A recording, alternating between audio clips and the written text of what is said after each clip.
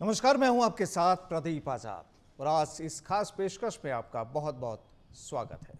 और आज की इस खास चर्चा में आपको हम जोड़ेंगे एक उस मुद्दे से जो इस समय काफी चर्चाओं में है। हिंदुस्तान में अब नई सरकार बनने का वक्त आ गया है, बस कुछ घंटे बाकी हैं, यानी 4 जून को लोकसभा चुनाव के नतीजों का ऐलान शुरू हो जाएगा। एग्जिट पोल भी आ चुके हैं और एग्जिट पोल की तस्वीर ने साफ कर दिया है कि एक बार फिर मोदी ही हैट्रिक बनाने जा रहे हैं। जाहिर है इंडी गठबंधन इस बात को फिलहाल मानने को तैयार नहीं, क्योंकि कांग्रेस अध्यक्ष मल्लिकार्जुन खड़गे ने भी दावा कर दिया है कि वो किसी से पीछे नहीं। इस बार 295 से ज्यादा सीटें उनकी झोली में ही आएंगी। यानी यहां पर सीधा मल्लिकार्जुन खड़गे ने यह दावा किया है कि 295 जो सीट्स हैं उससे ज्यादा ही इनकी झोली में आएंगी, इंडी गठबंधन की झोली में आएगी। दरअसल सियासी जंग अब काफी तेज हो चुकी है। एक तरफ खुशी का माहौल नजर आ रहा है तो एक तरफ मायूसी की झलक भी मिलने लगी है। लेकिन फिलहाल तो बयानों का खेला चल रहा है और वाकई जब सियासत होती है तो बयानबाजियां भी खूब होती है। तो चलिए आज इसी मुद्दे पर चर्चा करते हैं कि आखिर ये एग्जिट पोल क्या कहता है। और आज की इस चर्चा में न्यूज रूम से मेरे सहयोगी सुरेंद्र सोनी भी मौजूद हैं जो हमसे सीधा जुड़ रहे हैं। सुरेंद्र जी, देखिए जिस तरीके से एग्जिट पोल के जो नतीजे कल शाम के बाद से सामने आए हैं, पूरे हिंदुस्तान में चर्चाएं हैं, तमाम राजनीतिक दलों में चर्चाएं हैं, तमाम नेताओं में चर्चा है। एनडीए जो है वो भी काफ़ी खुश है और इंडी गठबंधन के नेता भी दावा कर रहे हैं कि ऐसा कुछ भी नहीं है और ये जो सीधा सीधा एग्जिट पोल है ये मोदी का पोल है, इस तरह से उन लोगों के आरोप आ रहे हैं। अब एक तरफ यहाँ पर मल्लिकार्जुन खड़गे ने सीधे तौर पर कहा कि ऐसा कुछ नहीं और 295 से ज़्यादा सीटें हम लोगों के पास आएंगे। राहुल गांधी ने भी यही बात कही है। कुल मिलाकर देखिए, अब हालांकि मूल जो रिजल्ट आना है, चुनाव आयोग की ओर से जो घोषणा होनी है रिजल्ट्स की 4 जून को होगी, यानी परसों होगी। लेकिन उससे पहले जो माहौल बना है, पूरे हिंदुस्तान में जो माहौल बना है, अगर उस पर हम चर्चा करें, उस एग्जिट पोल पर चर्चा करें जिसमें मोदी की हैट्रिक होना दर्शाया गया है, क्या माना जाए कि आखिर ये जो तमाम आरोप प्रत्यारोप और एग्जिट पोल की तस्वीर क्या कहती है? बिल्कुल प्रदीप आज़ाद, आप देखिए कि लगातार जिस तरीके से मैं थोड़ा सा पौराणिक कथाओं पर जाना चाहूँगा कि जिस तरीके से महाभारत का युद्ध चला था, लगभग 18 दिन युद्ध चला था, लेकिन लोकसभा चुनाव 2024 का जो महासंग्राम था वो लगभग आप देखिए कि 19 अप्रैल से स्टार्ट होता है और 1 जून को ये महासंग्राम थम जाता है। यानी कि लगभग 44 दिन तक ये पूरा महासंग्राम जो है वो इस देश दुनिया में चलता रहा। और अब देखिए कि लोकसभा चुनाव के परिणाम की कुछ घंटे बचे हैं, यानी कि 72 घंटों से भी कम का वक्त बचा है। अब यहाँ पर देखिए कि राजनीतिक पार्टियों में किस तरीके से उपापो की स्थिति बनी हुई है। उनकी धड़कनें जो हैं वो पहले धीरे चल रही थी, लेकिन अब उनकी धड़कनें बहुत तेज हो गई है। निश्चित तौर पर ये जो 4 जून के जो परिणाम हैं, इन परिणामों को देखते हुए ये भी कहा जा सकता है कि जो देश की जो पब्लिक है या यूं कहें वोटर्स हैं, उन्होंने पहले ही देश के प्रधानमंत्री का चयन जब वो ईवीएम में बटन दबा करके आए हैं, तो निश्चित तौर पर प्रदीप यहाँ पर देखना एक लाजमी तस्वीर होगी कि पहले से ही जो वोटर्स थे उन्होंने मानस बना दिया था क्या इस बार मोदी फिर से हैट्रिक बनाएंगे या नहीं बनाएंगे। हालांकि ये तस्वीर 4 जून को बिल्कुल क्लियर हो जाएगी। अब बात रही आपके एग्जिट पोल की। अब देखिए कि एग्जिट पोल जो है वो एक सोचने समझने की शक्ति है। इसको हम यहाँ कह सकते हैं कि सब अपने अपने अलग अलग यहाँ पर विचार रख रहे हैं। अब आप देखिए कि कोई ग्लास है, उसमें अगर पानी है तो कहा जा सकता है कि आधा पानी है और आधा खाली है, लेकिन वो खाली नहीं है, वो हवा से भरा हुआ है। ये सबके अपने अपने सोचने के नजरिए अलग हैं। लेकिन यहां पर देखिए कि विपक्ष भी पूरी तरीके से आश्वस्त हो रहा है। चाहे हम राजस्थान की बात कर लें, चाहे पंजाब की बात कर लें, चाहे दिल्ली की बात कर लें, चाहे यूपी की बात कर लें, लेकिन दिल्ली की सत्ता सिर्फ 2 राज्यों से महत्वपूर्ण होकर के गुजरती है, पहली यूपी और दूसरा राजस्थान। अब ये दो दो ऐसे स्टेट हैं जो कहीं ना कहीं मोदी को बढ़त दिलाने में कितनी कारगर साबित हो पाएगी, ये एक तस्वीर देखनी बाकी है। दूसरी चीज, अब आप देखिए कि अलग अलग मीडिया रिपोर्ट्स के अनुसार जिस तरीके से बताया जा रहा है कि 360 सीटें जो है वो बीजेपी की बता रहे हैं, और एनडीए की अगर जो बता रहे हैं वो 380 के आसपास बता रहे हैं या 400 के आसपास बता रहे हैं। तो ये एक सोचने का अपना अपना नजरिया होगा, लेकिन कुल मिलाकर के अब जो है वो सागर मंथन, देखिए सागर मंथन जब हुआ था तब कई सारी चीजें बाहर निकल करके आई थी। अब यहां पर जो है वो लोकसभा चुनाव का मंथन हो रहा है, 4 जून को मंथन होगा जब ईवीएम खुलेगी। अब ईवीएम किस और इशारा करेगी या किसे जीत दिलाएगी, ये एक महत्वपूर्ण बात हो जाएगी। यहाँ पर देखिए मंथन तो चूंकि हो चुका है और लंबे समय से, जब से चुनाव का ऐलान हुआ था तभी से तमाम नेता और तमाम राजनीतिक दल पूरा मंथन कर चुके हैं। अब वो मंथन का जो निचोड़, जो हिंदुस्तान की आम आवाम ने, हिंदुस्तान के वोटर्स ने जो उस मंथन का जो निचोड़ ईवीएम में जो कैद किया, अब उसका खुलने का समय आ चुका है। और यही वजह है कि देखिए एक चीज और यहाँ पर थी, आज ये भी खबरें आ रही थी कि प्रधानमंत्री मोदी के खिलाफ या बीजेपी के खिलाफ कांग्रेस ने जो इलेक्शन कमीशन है उसमें भी शिकायत की है कि उन लोगों ने करीब 150 से ज़्यादा जो डिस्ट्रिक्ट मजिस्ट्रेट्स हैं उन लोगों से संपर्क किया है, उनसे फ़ोन किया है। हालांकि ये केवल एक र्यूमर माना जाए, क्योंकि ऐसा कोई ऑफिशियल कोई डिक्लेरेशन आया नहीं है कहीं भी किसी भी पार्टी का, लेकिन जो आरोप प्रत्यारोपों की जो कहानियां जो शुरू हो गई है, क्योंकि देखिए जो भी विपक्ष होता है उसे एक अंदाज़ा ज़रूर होता है कि कहानी की जो इबारत होगी इस बार वो कैसी होगी, उसे आइडिया ज़रूर है।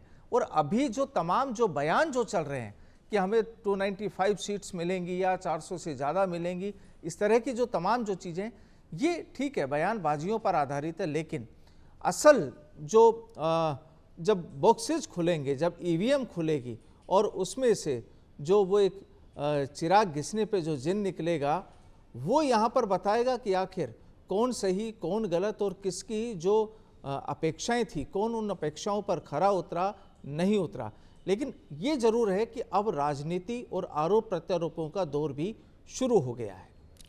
देखिए प्रदीप, आप लगातार काफ़ी समय से कई चुनाव आपने भी निकाले हैं, कई चुनाव मैंने भी निकाले हैं। हमने देखा है कि तीसरा टर्म हम जब मोदी सरकार को जब हम देखेंगे वो एक तस्वीर अलग बात होगी, लेकिन यहाँ पर ये जिस तरीके से विपक्ष लगातार ये कह रहा है कि जिस तरीके से उन्होंने आरोप लगाए हैं कि इतने मजिस्ट्रेट जो हैं वो बीजेपी का सपोर्ट में गए हैं या उन्होंने कोई ऐसी हेर फेर की है, हालांकि ये एक वहम है, वहम का कोई इलाज नहीं है। अब आप देखिए कि इससे पहले अगर मैं पिछले विधानसभा चुनाव की अगर मैं बात करूं तो राजस्थान में जो है वो सरकार कांग्रेस की बनी थी, तब कांग्रेस ने ये नहीं कहा था कि ईवीएम में गड़बड़ी है, तब भी चुनाव ईवीएम से हुए थे, अब भी चुनाव ईवीएम से हो रहे हैं। लगातार ये वहम यहाँ पर किस तरीके से इनको डूबती नैया पर सवार करवा रहा है, ये एक सोचने का विषय होगा। दूसरी चीज, जब आप देखिए कि मंथन हो चुका है, मंथन पर अब किस तरीके से जो हीरे जवाहरात निकलेंगे वो किस ओर जाएंगे, विष का जो प्याला निकलेगा, यानी कि हार किस कंधों पर जाएगी या ऊंट किस करवट बैठेगा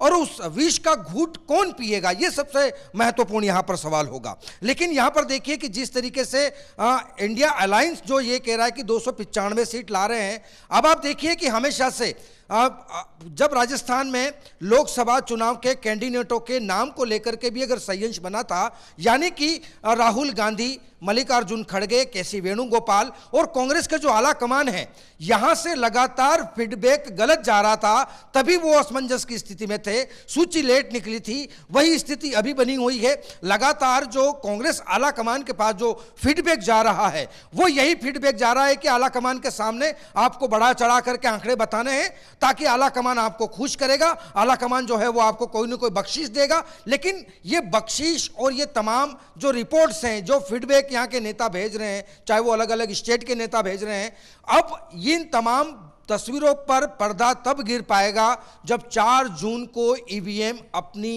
करिश्माई जादू दिखाएगा, या फिर यूं कहें कि एक के बाद जब ईवीएम खुलती जाएगी और आंकड़े सामने आएंगे प्रदीप आजाद, तो आप इस पर बिल्कुल ठोस मोहर लगाना आपके लिए भी मजबूरी हो जाएगी कि वास्तव में देश की जनता ने किस और रुझान किया है। देखिए, क्योंकि अगर मैं राजस्थान की अगर मैं बात करूं तो राजस्थान की राजनीति का पानी इतना गहरा है कि यहां आप जब जब भी कोई नई डुबकी लगाएंगे, यहां से आपको हर एक डुबकी पर एक नया तिलिस्मी नया पॉइंट आपको मिलेगा। लेकिन यहां पर देखिए कि मोदी फैक्टर क्यों रहा? सबसे ज्यादा महिलाओं का रुझान रहा, चाहे वो उज्ज्वला योजना के जरिए हो या फिर लखपति दीदी के जरिए हो। इसी के साथ अब आप देखिए कि जिस तरीके से रोड और जो डेवलपमेंट हुआ है, और सबसे खास बात ये कि मोदी ने जो है वो 2019 से 18 के बीच में कह दिया था कि हम 2024 के टर्म में जब हम आएंगे तो हम देश की तीसरी अर्थव्यवस्था के रूप में, पूरे वर्ल्ड में तीसरी अर्थव्यवस्था के रूप में हम उभर करके सामने आएंगे। देखिए, यहाँ पर चूंकि लोकसभा चुनाव जो होता है वो एक देश स्तर पर, राष्ट्रीय स्तर पर होता है, और तमाम जो पॉइंट्स होते हैं, जो मुद्दे होते हैं, वो भी नेशनल लेवल के ही होते हैं। यहाँ एक चीज़ पिछले दिनों में और देखने में आई कि जब इलेक्शन से पहले, आखिरी चरण की वोटिंग से पहले, जब तमाम बड़े दिग्गज नेताओं के भाषण चल रहे थे, पब्लिक मंच पर वो अपनी बात रख रहे थे, और उस समय जो जुबान से जो तीर, जो आरोप प्रत्यारोपों के जो तीर निकल रहे थे, चर्चाएं उन पर भी हुई। और कई बार ये भी कहा गया कि जिन दिग्गजों को अपनी जुबान पर संयम बरतना चाहिए था, या अपनी सीट को लेकर ये ध्यान रखना चाहिए था कि वो किस सीट पर है या किस जगह पर उनका वजूद है, वो भी नहीं रखा गया। कुल मिलाकर उस समय भी चर्चा ये थी कि जो भी होगा वो पब्लिक डिसाइड करेगी। अब यहाँ भी जिस हिसाब से एग्जिट पोल के जो आंकड़े जो सामने आ रहे हैं, उसे देखकर तो लगता यही है कि वापस एक बार प्रधानमंत्री नरेंद्र मोदी जो अभी हैं, उनकी ही हैट्रिक होगी, सरकार एनडीए की बनेगी।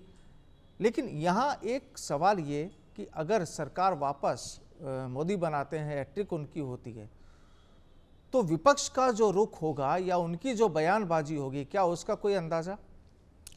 बिल्कुल प्रदीप आज़ाद, देखिए आपने एक पुराना गीत सुना जरूर होगा कि ये पब्लिक है, सब जानती है, अंदर क्या है बाहर क्या है, ये सब कुछ पहचानती है।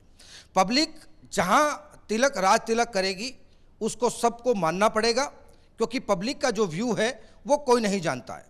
दूसरी चीज, अब आप देखिए कि लगातार विपक्ष तो पहले भी यही कहता आ रहा था, अभी भी कहता आ रहा है, और रिजल्ट के बाद भी यही कहता आएगा, और ठिकरा जो है वो ईवीएम पर स्वाभाविक सी बात है कि उस पर ही फूटना तय होगा, और इस पर भी कई ऐसे सियासी बयानबाजी भी चलती आएगी। हमने हर चुनाव में देखा है, कोई बड़ा चुनाव या ये कहें कि कोई ऐसा पहला चुनाव नहीं है कि इन चुनावों में बयानबाजी का दौर जो है वो थमने का नाम नहीं लेगा। अगर रिजल्ट, अगर समझिए कि अगर मोदी सरकार अगर तीसरी बार अगर हैट्रिक पर अगर आती है और आने के बाद अगर वो सरकार बन जाती है, तब भी लगातार आरोपों का दौर चलता रहेगा। लेकिन यहाँ पर सबसे बड़ा सवाल ये है कि 295 सीटों का जिस तरीके से विपक्ष जो दावा कर रही है, क्या अगर सपोज कीजिए कि 295 सीटें अगर विपक्ष की आ जाती है, तो यहां पर इनका प्रधानमंत्री का चेहरा कौन होगा? अब आप देखिए कि इससे पहले इंडिया गठबंधन बना, इंडिया गठबंधन किस तरीके से टूटते टूटते टूटते कगार पर आ गया, और कांग्रेस को कई जगह जो है वो समझौता करना पड़ा, कई जगह जो है वो उनके अपने कैंडिडेट नहीं उतार करके वहां पर जो है वो गठबंधन करना पड़ा अलग अलग पार्टियों से। तो जिस तरीके से इंडिया गठबंधन टूटता गया है, उसी तरीके से अब आप देखिए कि किस तरीके से अब कांग्रेस की सीटें भी क्रैक होती है। 295 का आंकड़ा, मैंने भी थोड़ी देर पहले यही कहा था कि आला कमान को खुश करने के लिए जो निचले स्तर के नेता हैं वो ये गलत फीडबैक राहुल गांधी तक पहुंचा रहे हैं कि हम इतनी सीटें जीत रहे हैं। देखिए, कहना और करना, कथनी और करनी दोनों डिफरेंट है, लेकिन तस्वीर 4 जून को जब नतीजे परिणाम आने शुरू हो जाएंगे, तब यह पता चलेगा कि वास्तव में जनता किस ओर रुख हो रही थी, जनता ने क्या मूड बनाया था। हालांकि जिस तरीके से हमने भी चुनावों में यात्राएं की हैं, लोगों से संपर्क किया है, जिस तरीके का जो फीडबैक है, नो डाउट कि जिस तरीके से मोदी की जो फैन फॉलोइंग है वो दिनों दिन बढ़ती गई है। भारत ही नहीं, विदेशों में भी आप देखिए कि किस तरीके से अगर मोदी अगर जाते हैं तो वहां किस तरीके का एक जलसा और एक सैलाब उमड़ करके आता है। सुरेंद्र, अगर केवल हम राजस्थान की भी अगर बात करें, राजस्थान में भी क्या लग रहा है इस समय कि कांग्रेस के खेमे में और बीजेपी के खेमे में, जब 2 दिन बाद उन्हें पता है कि रिजल्ट आने वाला है, तो क्या चल रहा है, उनके जहन में क्या चल रहा है? देखिए प्रदीप आज़ाद, लगातार राजस्थान की अगर मैं बात करूं तो फलोदी सट्टा बाजार, अभी देखिए कि सट्टा बाजार में किस तरीके से उछाल आया है। इसी के साथ साथ इंदौर का सट्टा बाजार भी कहीं ना कहीं जो है वो उसके आंकड़े आज दिन तक कभी गलत नहीं गए हैं। जिस तरीके से फलोदी सट्टा बाजार के भी अपने आंकड़े 19-20 के आसपास तो पहुंचे ही है। और सबसे खास बात कि पंजाब में मोगा एक शहर है, वहां के भी सट्टा बाजार जो है वो लगातार यही बता रहा है कि इंडिया जो है एनडीए जो है वो इतनी सीटें लेकर के आ रहा है, 260 से ऊपर की सीटें लेकर के आ रहा है। और अगर राजस्थान की बात की है तो देखिए कि राजस्थान में इस बार जो है वो भजन सरकार थी। भजन सरकार ने अपनी पूरी मेहनत, जी तोड़, पूरा दम जो खम था वो पूरे चुनावी अखाड़े में उतार दिया। उनके मंत्री लगातार चुनावी अखाड़े में बने रहे। लेकिन अब सबसे बड़ा सवाल ये होगा कि अगर राजस्थान में 25 की 25 सीटें अगर क्लीन स्वीप होती हैं तो अब आप ये समझिए कि भजन सरकार के साथ साथ केंद्र सरकार भी राजस्थान के मंत्रियों को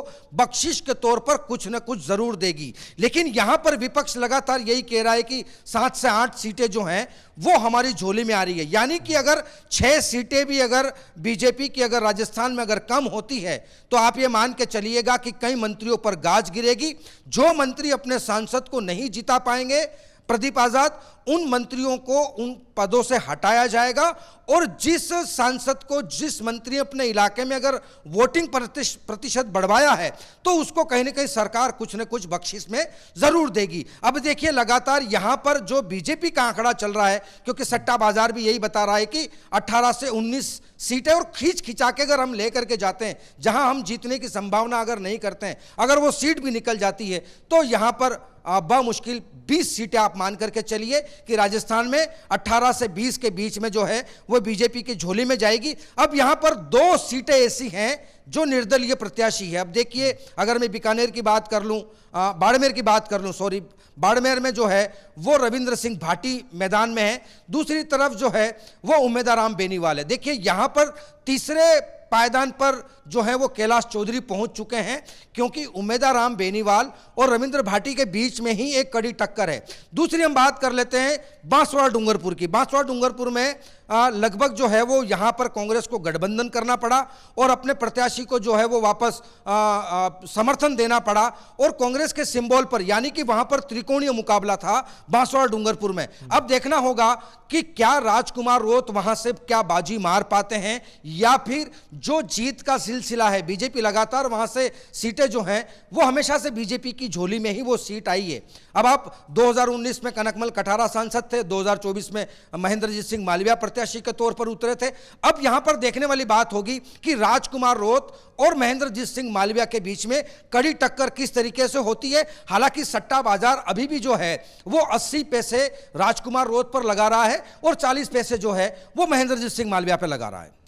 तो देखिए सोनी जी, कुल मिलाकर कहानी सीधी सी यही लगती है कि जिसकी सरकार बनेगी और उनकी सरकार के कितने सांसद किस राज्य में जीतते हैं, वहाँ पर उन्हें इनाम भी दिया जाएगा। माहौल लगातार कुछ इसी तरीके का बन रहा है। लेकिन जो तस्वीरें अभी तक हमने देखी और जो नज़र आ रहा है सीधे तौर पर कि जो भाजपा और एनडीए से जुड़े जो नेता हैं, जो कार्यकर्ता हैं, उनके चेहरे पर खुशी कहीं ना कहीं नज़र आने लगी है। और बाकी कांग्रेस के मान लीजिए या इंडिया गठबंधन के मान लीजिए, उनके जो तमाम नेता और कार्यकर्ता हैं कहीं ना कहीं अंदरूनी तौर पर जानते वो भी हैं। और बड़ा सवाल ये कि जो एग्जिट पोल आया, क्योंकि तमाम एग्जिट पोल में एनडीए को ही बढ़त आगे रखा गया है, बढ़त उन्हीं की बताई गई है, क्योंकि ऊपर नीचे हो सकता है, कुछ सीटों का हेरफेर हो सकता है, कुछ आंकड़े ऊपर नीचे हो सकते हैं। लेकिन अब 2 दिन बाद ये तस्वीर पूरी तरह से क्लियर हो जाएगी कि जो तमाम जो मेहनत की गई एग्जिट पोल के लिए, तमाम एजेंसियों के द्वारा उनके जरिए जो पूरा एक होमवर्क किया गया और जिस हिसाब से उन आंकड़ों को हिंदुस्तान की आम आवाम के बीच में रखा गया, कितना सही और कितना गलत। लेकिन ज़्यादा वक्त बाकी नहीं, 4 जून की सुबह 8 बजे से जब काउंटिंग शुरू हो जाएगी और उसके बाद से जब रुझान शुरू होंगे तब माहौल कुछ और भी होगा। उस समय भी हम लगातार चर्चा करते रहेंगे। फिलहाल सुरेंद्र सोनी, बहुत बहुत शुक्रिया हमारे साथ जुड़ने के लिए। फिर मुलाकात होगी।